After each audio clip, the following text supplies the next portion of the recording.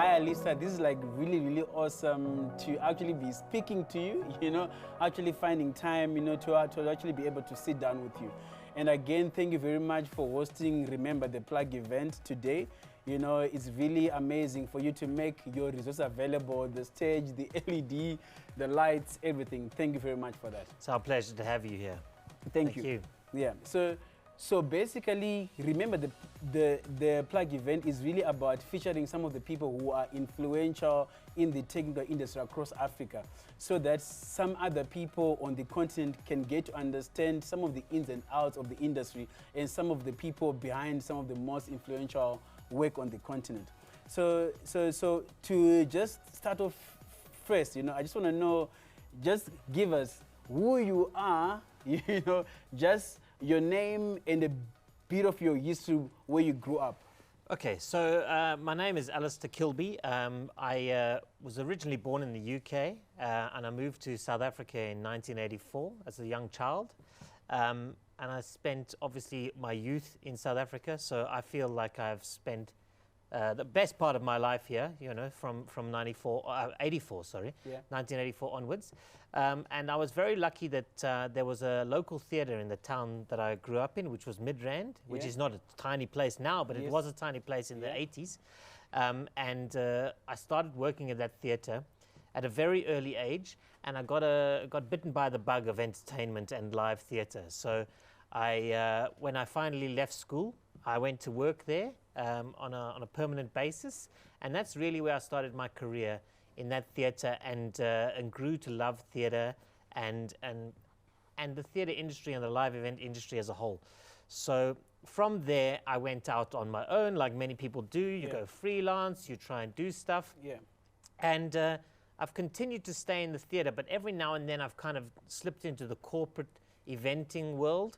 And I'm thinking first, before we get into the heart and meat of that, I just want some people, like if someone was to basically talk to you and they've got like 2 minutes to kind of know like what exactly you do, what would you say?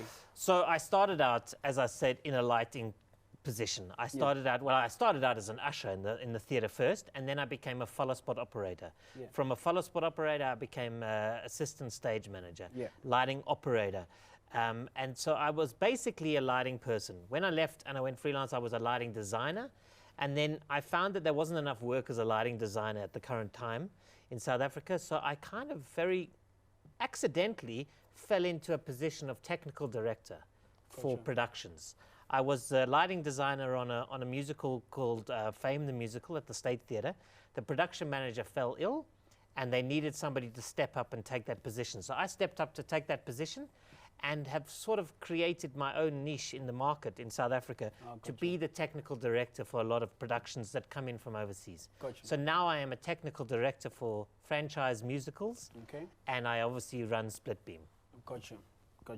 And for me, for as long as I've known you, it was always to do with theater. Like for as long as I've known you, it was always like been like most of your passion from what I pick up from the outside. Absolutely. My passion 100% is theater. As I said earlier, I sort of slid into the corporate eventing market for a little while, like most freelancers do, because that's where the money is. And I went and did some of those things. I took Samsung air conditioners around the country. I took washing powder around the country. I did all sorts of those horrible roadshows and stuff. But what I realized is I don't like that. And that was never good for my soul. I never had like a feeling of fulfillment from that work. Yes, I got paid, but I didn't want to have a life where it was about money. I wanted to have a life that was about filling my soul, and theatre is where I felt that. So I always say that I went back to my soul food, which is theatre, and I want to make a living doing what I love doing. So I'm one of those privileged people that they say never works a day in their lives because they enjoy it. My hobby is theatre, my life is theatre, my work is theatre. So and now in your career, are there some of like the most memorable moments or some of the most memorable productions that you worked on? Wow, I mean, obviously, there's a few that string to mind straight away. I mean, for one, Chicago, the musical is my favorite musical. It always has been. I love that show. I've done that show 3 South African tours of that show. I've done it in Japan. I've done it in Middle East. So I'm really feel very connected to that show. But one of my other shows that was my first big international Asian tour was We Will Rock You, the Queen musical. I started that in South Africa with I had done a few shows, but I hadn't done shows on that scale before, so it was my first big show as a technical director. And I learned a lot of what they say school fees from mistakes and things on that show. Yes. But I did that show on and off for 7 years, and I really enjoyed that show. Yeah. And I got to see some amazing places and meet some amazing people. So I really feel like that was the show that made me feel like I'd made it, you know? Gotcha. And for some people who might not know the difference between theater production and like ordinary concerts, like concerts, you know, what would you say are the key differences between the two? So the key difference really between theater and live events for me is that theater has got to happen exactly the same every night, 7 or 8 times a week, and sometimes 52 weeks a year. So for me, it's a different skill because those people who are in the theater have to understand that that cue has to be right every day at the same time, at the same place. Whereas in a live environment with a rock band or whatever, it's a lot more fluid. Yeah. And the band may change numbers and things may happen and you've got to go with those punches. Yeah. And you get through the event and you get the adrenaline, the event goes away and you remember the good times. But with theater, you've got to do it every night. Yeah. I mean, a lot of theater performers will say that, you know, anyone can sing in a movie, you know? Yeah. But to sing the same song every night, 8 times a week, that's where the skill comes in. Gotcha. So it's the same for a technician, because as you're doing a show, you can't get complacent. You can't stop and stop thinking about it and start worrying about your bill for this or that or next thing. You've got to think and concentrate on the show and make sure that you're doing the best show every night. We always say that you've got to do the best show for that audience. You know, and then tomorrow is a new audience, and they deserve the same or better show, or you know, the same show that the guys yesterday had, and the guys tomorrow will have. Yeah, you know. So that's the difference. Yeah, and for me in live events, one of my thing that I do to pump me up is like, today's show that I'm doing might be someone else's last show. You know, absolutely, you know? Absolutely. So it's like when I go to work and I do a job, I'm just trying to make that memorable for someone's last show, and it's also someone's first show. You know, absolutely. To make it I mean, for them. The funniest thing about what we do as a career with the entertainment and things is that a lot of people say, you know, it's not life or death. You're not a doctor. You're not a nurse. You're not keeping somebody alive, but you can give them an experience they will remember forever. Exactly. Yeah. Absolutely. Yeah. And then apart from COVID, right? Yes. Okay, cool. Yes. What are some of the most challenging things that you have faced in your line of work? So look, I mean, I'll be perfectly honest with you. Splitbeam was started because I felt that in South Africa there wasn't a rental company specific for the theatre, okay? And that's why I started my company, to work specifically in the theatre. But what I chose is the hardest part of probably one of the hardest industries in the world, because theatre is the lowest budget of any of the live events, and also live events in general are hard to make a living in. Yes. So what we found is I managed to find the hardest part of the hardest part to try and make a living. Yeah. But that's because, as I said earlier, that's what I have passion for. Yeah. So that's why I do it. You have to try and make a living, but you have to balance that. But it is very tricky because theatre has always, since day dot, had the lower budgets, you know? They're not feature films, they're not big rock concerts. Yeah. So it makes it tricky. Yeah.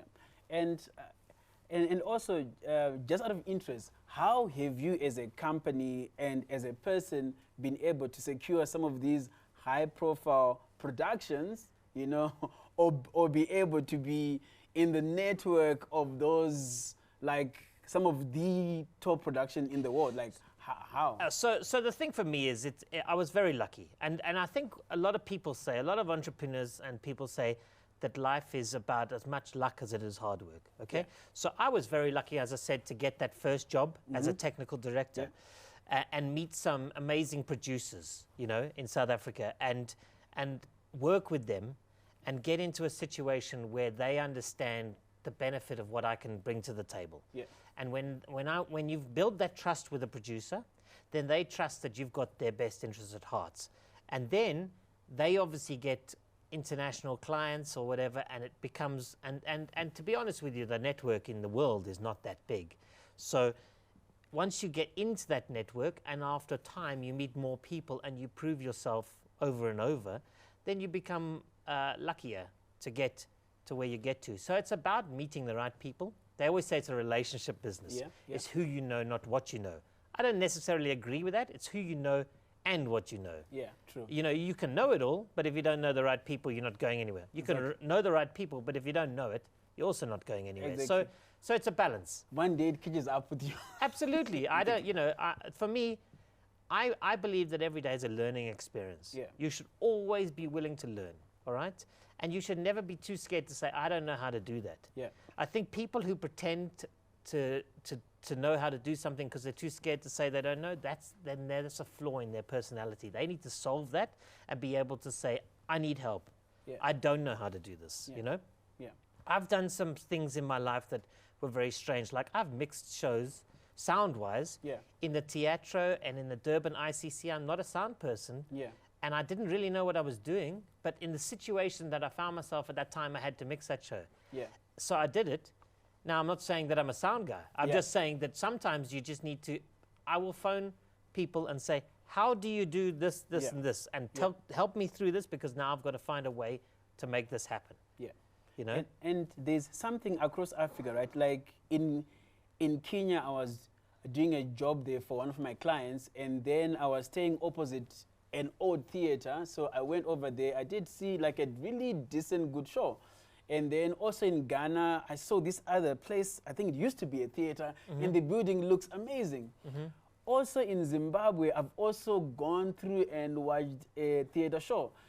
So from your understanding of the theater space in Africa, post-COVID, of course, Yes, right? yes.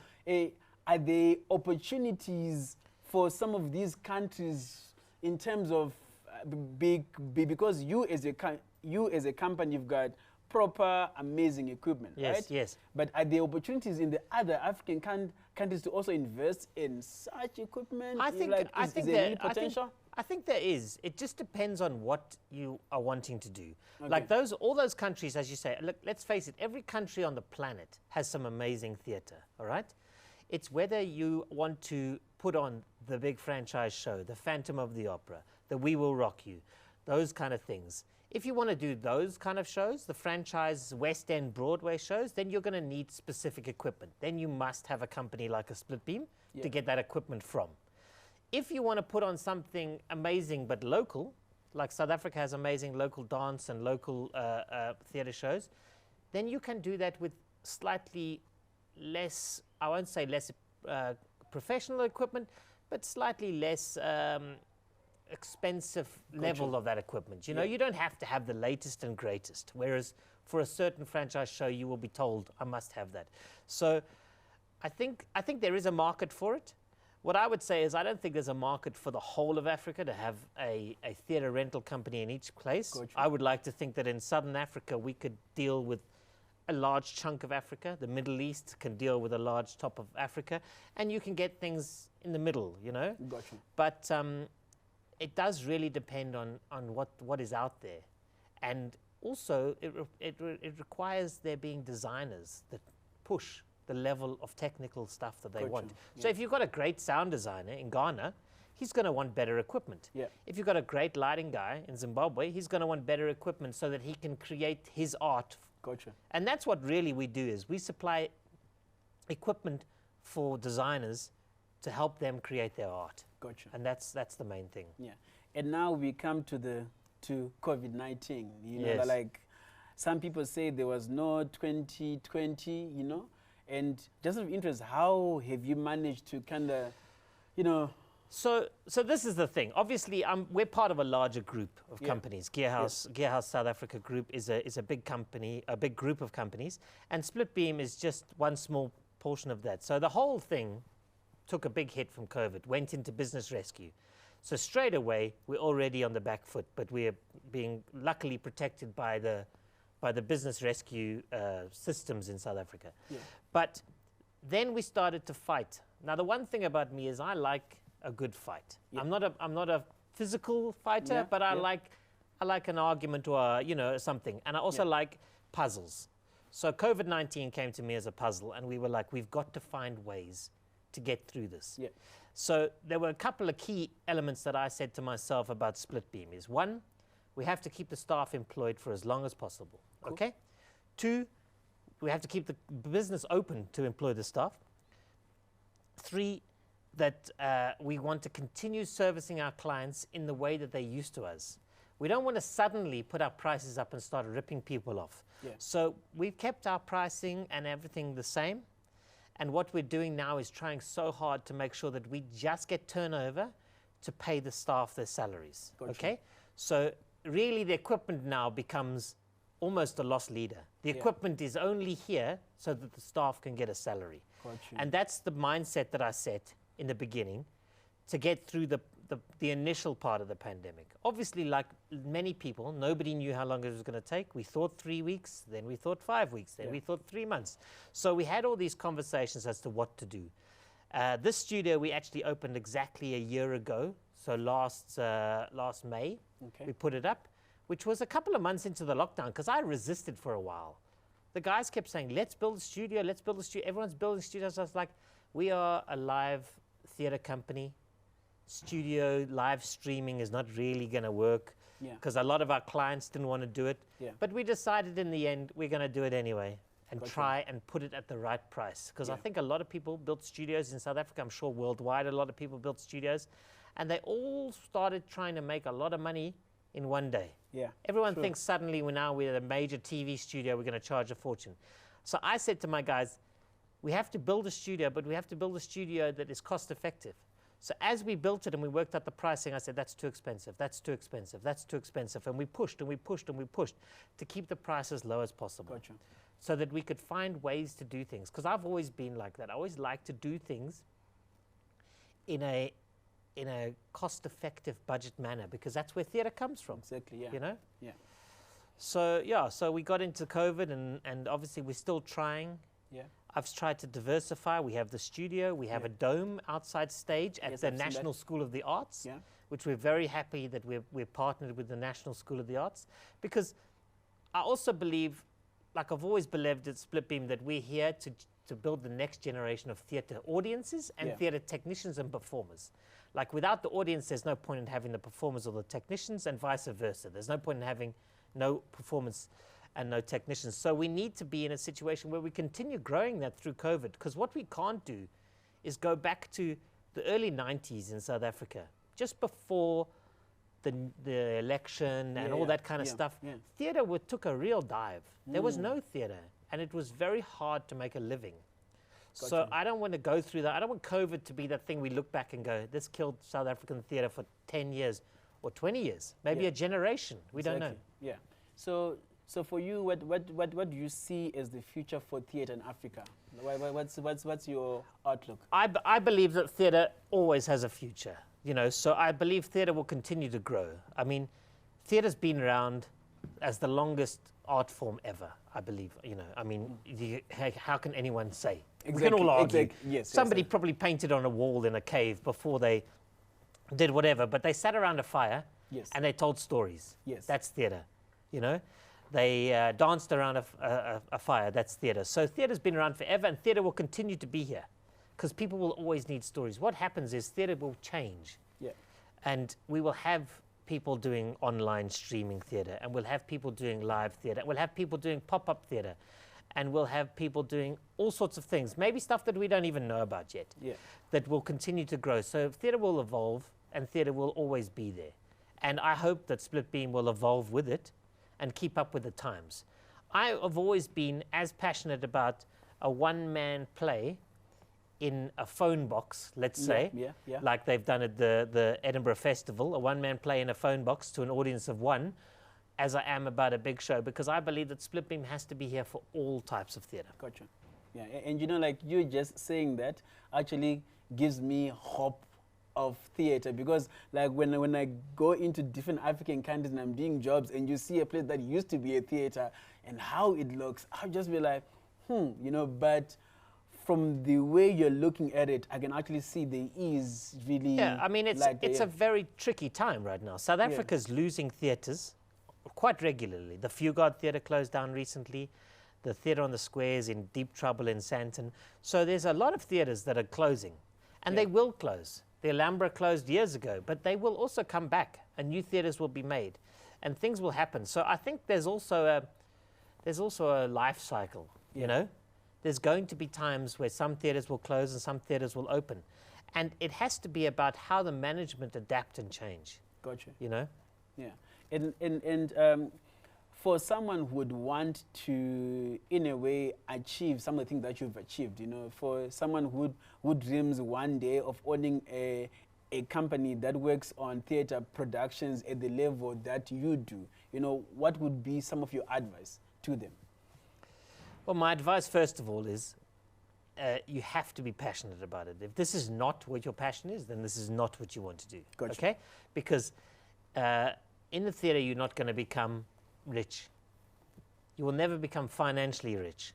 You will become, you know, rich in your soul or whatever, as we said earlier, but you're not going to be financially rich. Yes. You can make a good living. Don't misunderstand what I'm saying. Some people make a very good living, but you do have to have a passion. If you don't have that passion, it's a very strange job, because it's a job that, as I said, it happens 7 nights a week, or 8 nights a week, you know, 8 shows a week, depending on what which show you're working on. And you will always get a crisis phone call. What we have in theatre is amazing, because we have what is always an emergency. You know, there's always an emergency at 5 to 8 when the show's at 8 o'clock. And you feel like the whole world's ended because somebody tripped the power or whatever the case may be. And you have to keep into perspective that we are entertainment for people, but we are also, like we said earlier, affecting their evening. They can upset their evening, or you know, they can have a bad experience. Like, so it's important that you understand that if you don't have a passion for it, you're not going to want to do this, because it's going to affect your life. I know, for instance, I've missed birthday parties. I've missed weddings. My wife has missed weddings. I've had people in my crew miss graduations. So you have to understand that your personal life is going to take a hit for this industry. This industry is not an industry for people who want to go home at 5 o'clock and turn their phone off. You know, I'm on call 24 hours a day, 7 days a week, like a doctor almost. But for entertainment. You know, ridiculous.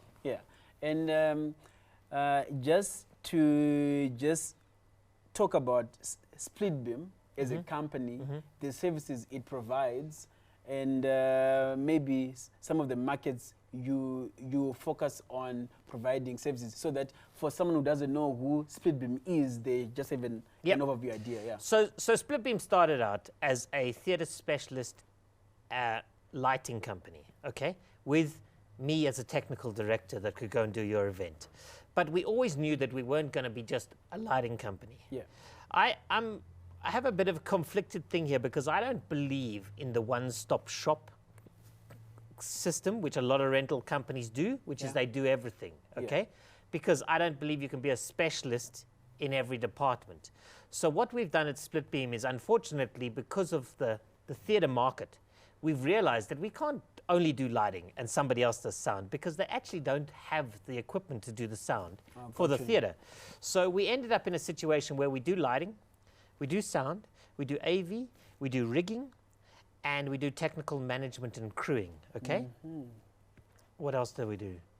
I said AV, so that's pretty much what we do. But I always wanted to make sure that we didn't become that one-stop shop where the lighting guy mixes the sound. So we still have very clear different lines between each thing. A lighting guy is a lighting guy. A sound guy is a sound guy. An AV guy is an AV guy. However, COVID has changed that entirely. Look, but in the theatre market, we've always kept those lines, okay? Because it's important that we give the customer the exact service that they deserve. And also, the one thing to remember about what Splitbeam does is our customers are not necessarily South African.